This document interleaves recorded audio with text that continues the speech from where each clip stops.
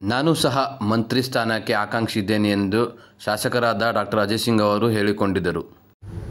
ನಾನು ಯಾವಾಗಲೂ ಕೂಡ ಮಂತ್ರಿ ಸ್ಥಾನದ ಆಕಾಂಕ್ಷಿ ಇದ್ದೇನೆ.